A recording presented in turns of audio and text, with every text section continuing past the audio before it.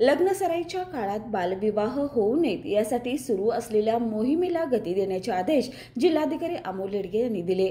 विशेषतः अशा भागात जिथे वारंवार बालविवाहाच्या घटना घडत आहेत त्या ठिकाणी जनजागृती, समुपदेशन आणि स्थानिक प्रशासनाच्या मदतीने कठोरपणे कारवाई करण्याच्या सूचना त्यांनी दिल्या।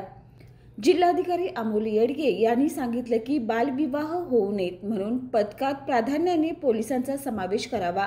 ग्रामस्थ, पोलीस पाटील, ग्रामसेवक आणि अंगणवाडी सेविकांनी सतर्क राहून काम करावे आणि बालविवाह होत असल्याची माहिती कळाल्यास तत्काळ योग्य कारवाई करावी अशा सूचना त्यांनी दिल्या।